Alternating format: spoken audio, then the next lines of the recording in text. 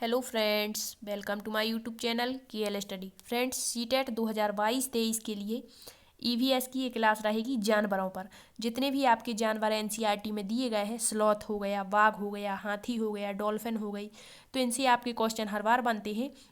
तो ये टॉपिक हम यहाँ पर पूरा डीपली देखेंगे कि कौन कौन से जानवर से आपके क्वेश्चन बन सकते हैं और क्या क्या क्वेश्चन बनते हैं और पिछली बार कैसे क्वेश्चन बने हुए थे।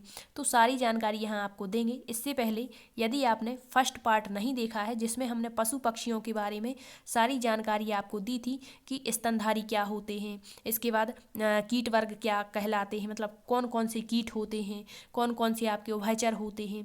इसके अलावा आपका बताया था शीत निद्रा जीव क्या होते हैं, पशु पक्षियों का आवास क्या कहलाते हैं, घोंसलों के बारे में पढ़ा था, इनका भोजन पढ़ा था। ठीक है, तो फर्स्ट पार्ट आप जरूर देख लें। आज हमारा ये पार्ट सेकंड रहेगा और इसमें हम स्लॉथ से शुरू करते हैं, जो आपके एनसीईआरटी में दिया गया है। तो देखते हैं स्लॉथ। स्लॉथ जो जानवर होता है, इससे क्वेश्चन बनता है। ऑप्शन वाला दे देंगे कि निम्न में से 4 कथन दिए गए रहे होंगे आपके, और पूछेंगे कि कौन सा एक कथन स्लॉथ के बारे में सही है या फिर गलत है। तो क्वेश्चन आप अच्छे से पढ़ना। तो देख लेते हैं सारे फैक्ट, यहीं से आपके ऑप्शन बनेंगे। तो दिया है कि जो स्लॉथ होता है यह भालू जैसा दिखता है, लेकिन भालू नहीं होता। ठीक, और बहुत ही आलसी जीव है। राइट। नेक्स्ट है, यह पेड़ों से उल्टा लटक करके लगभग 17 घंटे सोता है। अब किसी किसी बुक में आपका लगभग 18 दिया है और कहीं कहीं 17 दिया है, तो ऑप्शन में केवल एक ही आएगा आपका। ठीक, तो यह पेड़ों से उल्टा लटक करके लगभग कितना सोता है, 17 घंटे सोता है। नेक्स्ट पॉइंट है, एक सप्ताह में केवल एक बार ही यह मलमूत्र त्याग के लिए नीचे उतरता है और यह बहुत ही अच्छा तैराक माना जाता है। जब भी एक सप्ताह में यह नीचे उतरता है तो मलमूत्र त्यागने के साथ ही साथ यह बहुत अच्छा स्नान करता है, तैरना बहुत अच्छे से इसको आता है।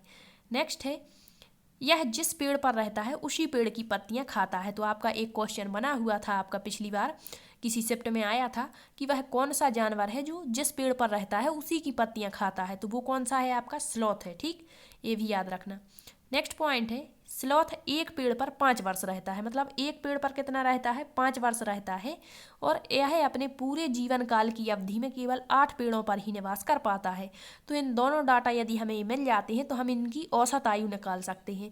अर्थात 5 वर्ष एक पेड़ पर रहता है तो 8 पेड़ों पर कितने वर्ष रह पाएगा, 40। अर्थात इसकी जो औसत आयु होती है वो कितनी होती है, लगभग 40 वर्ष होती है। ठीक है, डाटा बिल्कुल क्लियर नहीं होता, लगभग में आपको बताया जाता है। तो भालू जैसा दिखता है, भालू नहीं होता, बहुत आलसी, बहुत अच्छा तैराक होता है, जिस पेड़ पर रहता है उसी की पत्तियां खाता है स्लॉथ, और लगभग जो है इसका जीवन काल 40 वर्ष का होता है, एक पेड़ पर 5 वर्ष, और अपने पूरे जीवन काल में केवल 8 पेड़ों पर ही यह निवास कर पाता है। बस इतने ही फैक्ट आपको स्लॉथ के बारे में याद रखने हैं, और आप देखिए आपकी शिफ्ट में यहाँ से क्वेश्चन जरूर आएगा। नेक्स्ट देख लेते हैं, हाथी। तो आपने नंदू का हाथी पढ़ा होगा, आपकी एनसीईआरटी में टॉपिक है। तो इससे क्या क्वेश्चन बनता है देखते हैं। तो जितने भी ये फैक्ट यहाँ डाटा दिया है, जैसे 100 किलोग्राम पत्तियाँ खाता है, 200 क्विंटल मतलब 2 क्विंटल या 200 किलोग्राम वजन होता है, तो यहाँ पर कन्फ्यूज हो जाते हैं बच्चे। तो बस आपको ये डाटा क्लियर रखना है, फिर आपका कोई भी क्वेश्चन गलत नहीं होगा। तो यहाँ पर कुछ अतिरिक्त फैक्ट भी हम लाए हैं। क्यों? क्योंकि आपका बहुत सारी शिफ्ट्स में एग्जाम्स चलना है, तो जो क्वेश्चन है वो मतलब अतिरिक्त भी पूछ सकते हैं आपसे। तो हाथी क्या है, भारत का अपना क्या है, बृहस्पति पशु है। अब आपको बता दें कि जो हाथी परियोजना है वो सन 1992 में चलाई गई थी। आपको पता होगा पिछली बार आपके साइंस से भी 2-3 क्वेश्चन पूछे गए थे और आपके जीके से भी यहाँ पर क्वेश्चन बने थे। तो पूछ सकता है कि हाथी परियोजना कब चलाई गई। तो 1992 में कहाँ से चलाई गई थी, झारखंड राज्य से शुरू की गई थी, गज तमे के नाम से। तो याद रखना, भारत का विरासत पशु क्या है आपका, हाथी है। हाथी झुंड में रहते हैं, ये तो सभी को पता है। हाथी झुंड कह दें या समूह, तो झुंड या समूह में रहते हैं। हाथियों के झुंड में केवल हथनियाँ और उनके बच्चे ही रहते हैं, ये भी आप याद रखना। अब यहाँ ये डाटा आप देखें कि एक बड़ा हाथी एक दिन में कितना, एक बड़ा हाथी एक दिन में 100 किलोग्राम कह दें या फिर 1 क्विंटल से ज़्यादा पत्तियाँ खा लेता है। और नेक्स्ट है पॉइंट, 3 महीने के हाथी का वजन 200 किलोग्राम या 2 क्विंटल होता है। तो याद रखना, पत्तियों की बात करता है तो 100 किलोग्राम, और यदि वजन की बात करता है तो 200 किलोग्राम होता है। अब जो हाथी का झुंड होता है उसमें केवल 10 से 12 हाथी और उनके बच्चे ही झुंड में रहते हैं। और ये कब तक रहते हैं, तो 14 से 15 साल की आयु तक झुंड में रहते हैं और फिर समूह को छोड़ देते हैं, ये भी याद रखना। नेक्स्ट है हाथी दिन में केवल 2 से 4 घंटे ही सोता है। कितना? 2 से 4 घंटे। अब आप कहेंगे कि ये सबसे कम सोने वाला जानवर है, तो नहीं, सबसे कम सोने वाला जो जानवर है वो आपका जिराफ होता है, मात्र 2 घंटे सोता है, जबकि हाथी केवल लगभग 2 से 4 घंटे ही सोता है। पिछली बार एक क्वेश्चन बना था कि जो हाथी होते हैं उनका जो झुंड बना होता है उसका नेतृत्व कौन करता है। ऑप्शन दिया गया था, एक बहुत बड़ा हाथी करता है, बुजुर्ग हाथी करता है, या हथनी करती है। तो आपको बता दें बुजुर्ग हथनी ऑप्शन था, वो राइट था आपका। झुंड का नेतृत्व करती है, यानी झुंड की नेता होती है। नेक्स्ट क्वेश्चन, जिस तरह से हमारे घर के मुखिया जो है हमारे दादाजी होते हैं, उसी तरह से जो हाथियों का झुंड होता है उसका नेतृत्व वहाँ की बुजुर्ग हथनी करती है। हाथी की औसत आयु लगभग 70 वर्ष होती है। गर्भधारण काल 22 माह का होता है इसकी मादा का। ठीक, नेक्स्ट है हाथी का रंग कैसा होता है? काला। और रंग काला होने के कारण इनको अधिक गर्मी लगती है और इस कारण से कीचड़ में खेलना पसंद करते हैं। नेक्स्ट है पॉइंट आपका, भारतीय हाथी 10 फीट लंबा होता है, जबकि अफ्रीकन जो हाथी है 13 फीट लंबा होता है। हाथियों का शिकार, पिछली बार क्वेश्चन बना था मगरमच्छ का शिकार क्यों किया जाता है, तो आगे भी पूछ सकते हैं कि जो हाथी होते हैं, हाथियों का जो शिकार है वो दांतों के लिए, क्योंकि इनके दांत बहुत कीमती होते हैं, तोड़ करके बहुत सारा धन कमाया जा सकता है। लेकिन अवैध शिकार जो इनका करते हैं तो उन पर कुछ नियम कानून भी है। तो हाथी के दांत जीवन काल तक बढ़ते रहते हैं। एक हमने क्वेश्चन पढ़ा था जिससे आपका एनसीईआरटी में जो दिया है स्पष्ट तौर पर कि वह कौन सा जीव है जिसके दांत जीवन पर्यंत बढ़ते रहते हैं और वह दांतों को घिसने के लिए चीज़ों को कुतरती रहती है, तो वो आपका गिलहरी है, ना कि चूहा। और यहाँ भी हाथी के दांत जीवन काल तक बढ़ते रहते हैं और इन्हीं का शिकार किया जाता है। ठीक, इसके बाद और भी पॉइंट बन सकते हैं, हाथी को सबसे ज़्यादा प्रिय फल कौन सा होता है, तो केला होता है। इसके बाद और भी क्वेश्चन बन सकते हैं, हाथी के जो कान हैं वो सुनने के साथ साथ उसको हवा करने में भी मदद करते हैं। तो ये सारे फैक्ट याद रखना, इतने ही फैक्ट आपके हाथी से बनेंगे। एक बड़ा हाथी एक दिन में कितनी पत्तियां खाता है? 100 किलोग्राम या 1 क्विंटल। फिर इसके बाद एक 3 महीने के हाथी का वजन कितना होता है? 200 किलोग्राम अर्थात 2 क्विंटल। समूह में कितने हाथी रहते हैं? तो 12 से 14 कह दें, या 12 से कहीं कहीं 12 से 15 भी मिल जाता है। और समूह कितने वर्ष में छोड़ देते हैं? तो 14 से 15 वर्ष की आयु में समूह, मतलब ये डाटा है, यहाँ से आपके ऑप्शन बन सकते हैं, तो ये याद रखना। अब हम नेक्स्ट जानवर देखते हैं, बाघ। तो इससे जो क्वेश्चन बनता है वो हमने फर्स्ट ही ऑप्शन यहाँ पर लिया है आपका। पिछली बार बना था कि वह कौन सा जानवर है जिसके सुनने की शक्ति इतनी तीक्ष्ण होती है कि वह वायु से पत्तों के हिलने और ध्वनि और घास पर किसी जानवर के चलने, इन दोनों के चलने से जो ध्वनि होती है उसमें अंतर कर लेता है। इतनी तीक्ष्ण शक्ति किसकी होती है? बाघ की। तो याद रखना, बाघ के सुनने की शक्ति इतनी तीक्ष्ण होती है कि वह वायु से पत्ते हिल रहे हैं या फिर किसी घास पर कोई जानवर चल रहा है, इससे पत्ते हिल रहे हैं, इनमें अंतर कर लेता है, वो है आपका बाघ। नेक्स्ट है बाघ के दोनों कान बाहर की आवाज़ को इकट्ठा करने के लिए अलग अलग दिशाओं में अधिक मात्रा में घूम जाते हैं, ये भी याद रखना। प्रत्येक वर्ष बाघ दिवस कब मनाया जाता है? तो 29 जुलाई को। आप डे याद रख लें जो पर्यावरण से संबंधित है, एक आपका क्वेश्चन इससे बन जाता है। नेक्स्ट है जो बाघ है वो भारत का तो राष्ट्रीय पशु है ही, साथ ही साथ बांग्लादेश और मलेशिया का भी राष्ट्रीय पशु है। नेक्स्ट है बाघ अपने इलाके का निर्धारण कैसे करते हैं? तो मूत्र की गंध से अपने इलाके का और दूसरे बाघ की पहचान कर लेते हैं कि हमारे एरिया में दूसरे एरिया का बाघ आ गया है। किससे? मूत्र की गंध से। इससे पहले हमने वीडियो में आपको बताया था कि कौन कौन से जो हैं जानवर गंध के माध्यम से अपने इलाके का निर्धारण करते हैं। तो कुत्ता हो गया, शेर हो गया, बाघ, ये सभी मूत्र की गंध से इलाके का निर्धारण करते हैं अपना। ठीक, नेक्स्ट है बाघ 12 फीट ऊंची 30 फीट लंबी छलांग लगा लेता है। नेक्स्ट, बाघ का गुर्राना कितने किलोमीटर तक सुन सकते हैं? तो 3 किलोमीटर तक सुनाई देता है। नेक्स्ट है बाघ लगभग 65 किलोमीटर प्रति घंटे की रफ्तार से दौड़ता है, अर्थात 1 घंटे में कितना दौड़ सकता है? 65 किलोमीटर। नेक्स्ट, बाघ की औसत आयु लगभग 26 साल होती है और गर्भधारण काल 3.5 माह का होता है।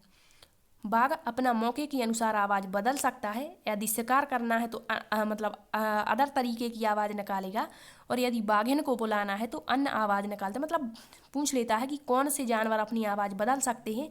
तो एक तो बाघ होता है और एक आपका डॉल्फिन होता है, अंधी डॉल्फिन जो हमारा जलीय जीव है, ये भी अपनी आवाज़ बदल लेती है मौके अनुसार। ठीक, अब नेक्स्ट क्वेश्चन देखते हैं शेर। इससे क्वेश्चन नहीं बनता है, फिर भी आपको याद रख लेना है, शेर भी मूत्र की गंध से इलाके का निर्धारण करता है। मनुष्य की अपेक्षा किसकी दृष्टि 6 गुनी अधिक होती है और किसकी दृष्टि 4 गुनी अधिक होती है, कई बार बताया है। तो शेर, चीता, इसकी दृष्टि मनुष्य की अपेक्षा कितनी होती है, 6 गुनी अधिक होती है। नेक्स्ट क्वेश्चन है, शेर की दहाड़ कितने किलोमीटर तक सुनी जा सकती है, 3 किलोमीटर तक। और शेर का अंकन कहाँ मिलता है, तो जो हमारा राष्ट्रीय चिन्ह है अशोक स्तंभ, वहाँ पर इसका अंकन किया गया है। नेक्स्ट जीव देखते हैं पेंगुइन। तो जो पेंगुइन है, इससे क्वेश्चन बनता है, पिछली बार क्वेश्चन पूछा था कि बर्फ पर अंडे देने वाला जीव कौन सा है, तो वो पेंगुइन होता है। क्यों? क्योंकि यह बर्फीले इलाकों में ही पाया जाता है, वहाँ बर्फ ही बर्फ होती है, तो अंडे भी कहाँ देगा, बर्फ पर ही देगा। और इससे एक क्वेश्चन और बन सकता है आपका कि ना उड़ने वाले जो पक्षी हैं वो कौन कौन से हैं। तो जो उड़ते नहीं हैं वो आपका एक तो एमू हो गया, एमू नहीं उड़ता। इसके बाद आपका कीवी जो न्यूजीलैंड में पाया जाता है। इसके बाद रिया, शुतुरमुर्ग और पेंगुइन, ये 4 पक्षी ऐसे हैं जो उड़ते नहीं हैं, लेकिन यह पानी में तैर सकते हैं। नेक्स्ट है, यह बर्फीले इलाकों में पाया जाता है और बर्फ में अंडे देता है। नर पेंगुइन अंडे की देखभाल करते हैं। यह पक्षी समूहों में रहता है, ठीक है, अकेला कभी नहीं पाया जाता, समूह में रहता है, दल में। नेक्स्ट है, पेंगुइन एक मांसाहारी पक्षी है जो समुद्री मछली और कंकड़ पत्थर खाता है। पेंगुइन दक्षिण Africa, New Zealand, Antarctica, Argentina, Chile, Australia में पाया जाता है। और विश्व पेंगुइन दिवस कब मनाया जाता है, तो 25 अप्रैल को विश्व पेंगुइन दिवस मनाया जाता है। तो याद रख लेना, क्वेश्चन बन सकता है बर्फ पर अंडे देने वाला पक्षी कौन सा है, पेंगुइन है। एक ना उड़ने वाला पक्षी कौन सा है, तो ये भी आपका पेंगुइन होता है। नेक्स्ट क्वेश्चन है, डॉल्फिन से बनता है। डॉल्फिन तो आपको बता दें कि पानी में पाए जाने वाला स्तनधारी जीव है। कैसा है, स्तनधारी। क्या कहलाते स्तनधारी, जो बच्चों को जन्म देते हैं, जिनके शरीर पर बाल पाए जाते हैं और जिनके बाहरी कान दिखाई देते हैं, वो स्तनधारी होते हैं। जैसे स्तनधारी में आपका मनुष्य हो गया, कुत्ता बिल्ली हो गया, शेर हो गया, बाघ हो गया, डॉल्फिन हो गया, ठीक है। तो ये क्या है, स्तनधारी है। नेक्स्ट है आपका, यह हमारा राष्ट्रीय जलीय जीव है, सभी को पता है। औसत आयु कितनी होती है, तो इसकी औसत आयु लगभग 50 वर्ष होती है। और डॉल्फिन और बाघ मौके के अनुसार अपनी आवाज़ बदल लेता है। नेक्स्ट क्वेश्चन देखते हैं, आपका सर्प से क्वेश्चन बनता है, मोस्ट इंपोर्टेंट है। तो पिछली बार इससे 2 क्वेश्चन पूछे गए थे। एक तो भारत में कितने जहरीले सर्प पाए जाते हैं, तो 4 पाए जाते हैं। और एक क्वेश्चन बना था कि विषहीन सर्प कौन सा है, जिसके पास विष नहीं होता, तो वो आपका पाइथन होता है, अजगर होता है, ठीक है। तो ये 2 क्वेश्चन पिछली बार बने थे। तो ये सारे पॉइंट आपके एनसीईआरटी में दिए हैं। तो बता दिया था आपको फर्स्ट क्लास में कि सरीसृप प्रजाति का जीव होता है सर्प, रेंकर, जमीन पर चलता है, शरीर बेलनाकार होता है और यह अंडों को जन्म देता है, अर्थात अंडयोज होता है। हमारे यहाँ 4 प्रकार के जहरीले सर्प पाए जाते हैं। कौन कौन से, नांग, करैत, दुबोइया और अफाई। नांग को ही कोबरा कहते हैं, चारों नाम याद रखना। नेक्स्ट है, विषहीन सर्प कौन सा था, तो उसमें ऑप्शन था आपका पाइथन। पाइथन को ही अजगर कहते हैं। और जो विषहीन सर्प होते हैं, अर्थात जो गैर जहरीले सर्प होते हैं, वो चमकते नहीं हैं, अर्थात चमकीले नहीं होते। मोस्ट इंपोर्टेंट, ये सारे पॉइंट एनसीईआरटी के हैं आपके।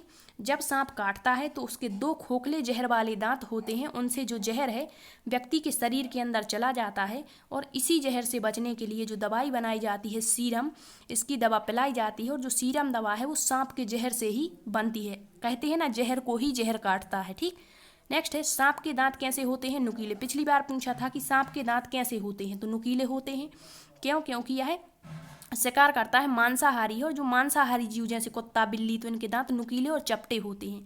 लेकिन यह अपना जो शिकार है वो दांतों से नहीं करता, चबाकर नहीं करता, बल्कि पूरा निगल करके करता है, ठीक। ये भी इंपॉर्टेंट है, एनसीईआरटी का पॉइंट है। नेक्स्ट है, सांप के बाहरी कान नहीं होते हैं, यह जमीन पर हुए कंपन को सुन पाता है। फिर लोग कहते हैं कि बीन बजती है तो ये सुनते हैं, डांस करते नहीं, ये मात्र ढकोसला है। बाहरी जब कान ही नहीं होते, यह तो केवल जमीन पर जब कंपन होता है उसे सुन पाते हैं।